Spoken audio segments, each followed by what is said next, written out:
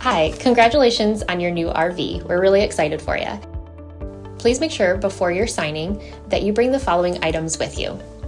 If you're a cash buyer, please make sure that you bring a cashier's check, no personal checks at time of signing, or you may bring actual cash. If you're a finance customer, please make sure that you bring proof of insurance listing your specific lien holder. If you need that information, please call us ahead of time. Also, make sure that you bring all valid driver's license of all persons that will be listed on the title.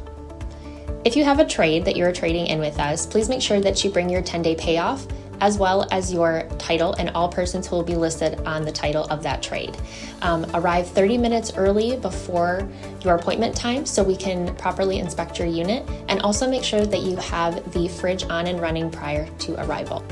If you have any questions, please feel free to give us a call at 810-686-0710. Thanks so much. Have a great day.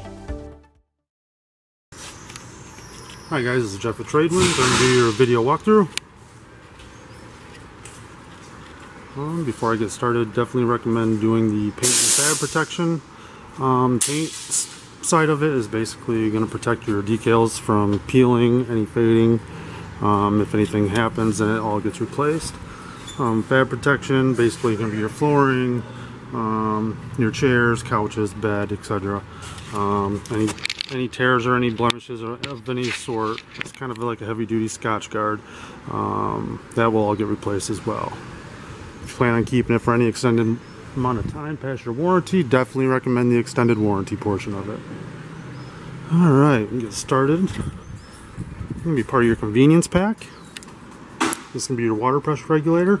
So whatever hose you guys end up getting, I would recommend just leaving this on it.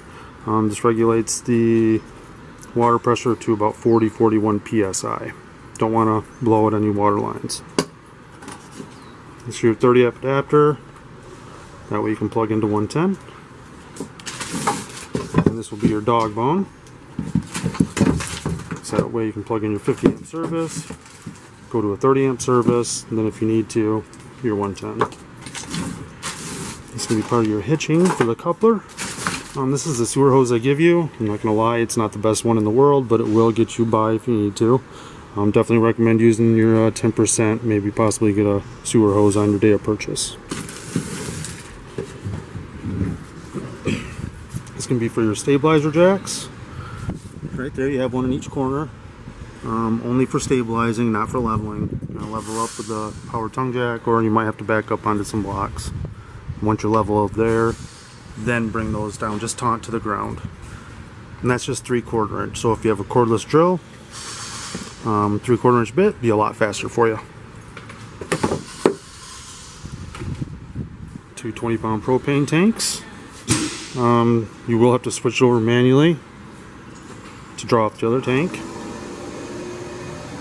Brand new 24 interstate battery. If you're not using the trailer for any period of time, definitely recommend disconnecting that. Those are just 9/16 bolts on that. You do have stuff that runs strictly off of 12 volts, so I don't want your battery to die and then end up killing something inside the trailer. Your power tongue jack. Little light, docking light right there, and up and down.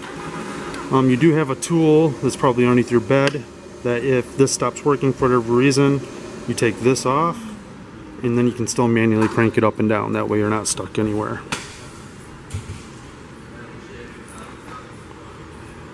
It's going to be your water heater.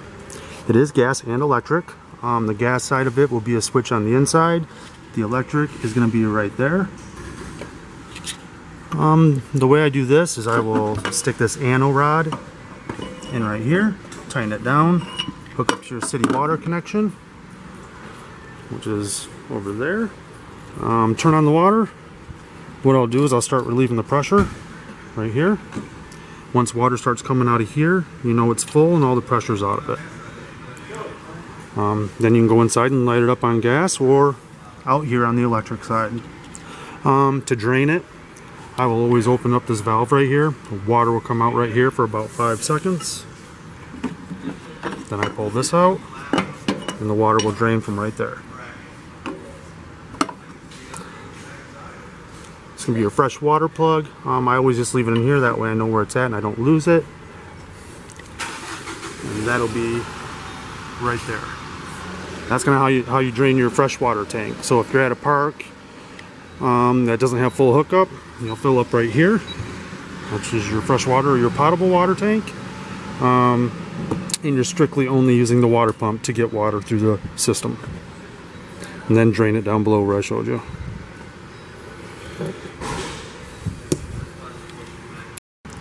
This is going to be your city water connection, so if you have full hookup at the park, just hook up there and you get water everywhere in the system immediately. Outside shower.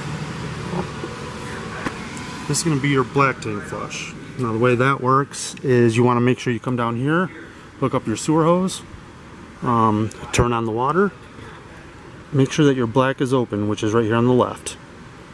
Turn on the water. You have a little mechanism inside your black tank that's basically cleaning off the sidewalls, all your sensors and all the nasty stuff out of there. Just want to make sure that you leave this open while you're doing it. That way it's running out as you're doing it. It's not filling up going through the toilet. On the right hand side, that's going to be your gray. Usually I always pull the black first, then pull the gray. It just kind of cleans out your sewer hose. Option for cable satellite. Your wiper seal and bulb seal for the slide.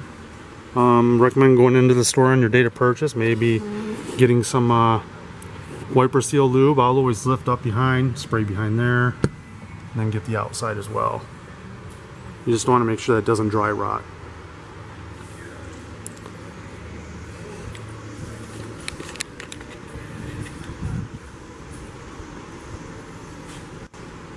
I would definitely get up on top of the roof a couple times a season, check around your vents, all your seals. Just make sure you don't have any cracks or any screws popping up. Spare tire. Option for backup camera. Your awning, basically when that flaps at 90 degrees, that's where I stop, and that's fully extended.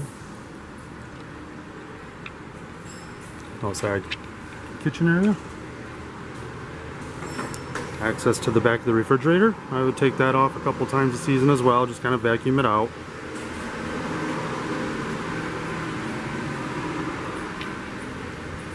.110 and another cable hookup.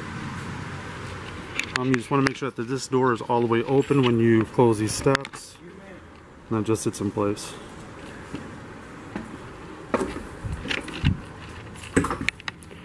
Alright, this is going to be your monitor panel. So this is going to tell you all your levels. You have your fresh, your battery, your black and your grays, your slide out button, and your slide out 2 button, in and out. Then your awning button, your extend and retract. A couple interior and exterior buttons for the ceiling and outside for your awning lights.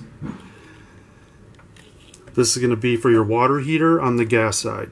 Other than that, then the button on the outside on your water heater is going to be for the electric side.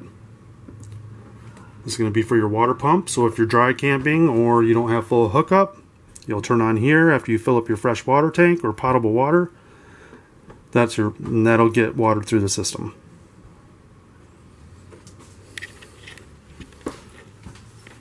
Pretty basic thermostat.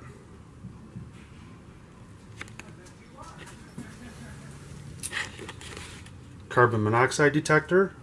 This is one of those things that runs strictly off a 12 volt.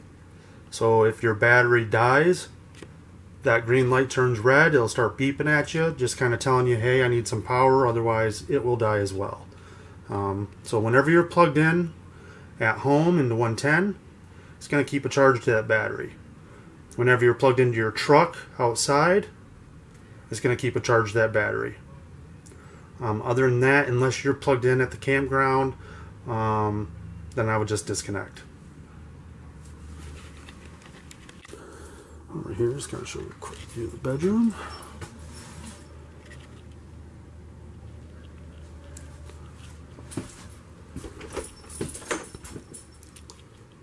In the bathroom, you do have a GFI plug right there, just like you do at home probably.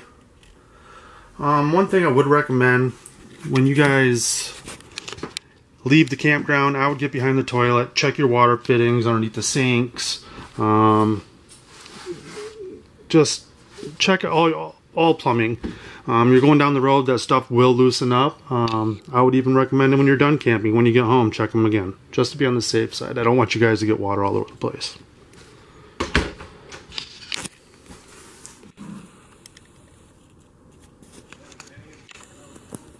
It's your stovetop. Sorry about that. Don't know what I just did.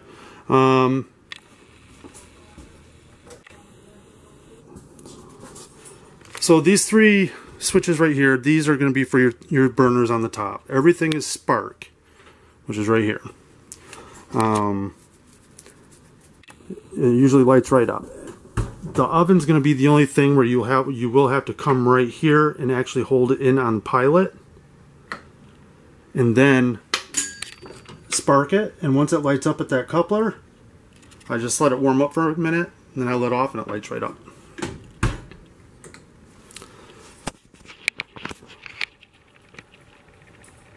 Refrigerator, gas and electric. Once you unplug, it should switch over to gas. Your freezer will get cold in about 2.5 to 3 hours. Your refrigerator portion of it will be about 8.5 to 10 hours. So if you plan a camping trip, I would definitely recommend plugging in, turn it on the electric side of it. That way it gets nice and cold, and then when you guys get ready to leave, it'll switch over to gas for you. You have your radio right there, Bluetooth, DVD, CD. It does have zones, Zone 1 and Zone 2 in there. Zone 1 is going to be for the inside, Zone 2 for the outside. Then you got your fireplace.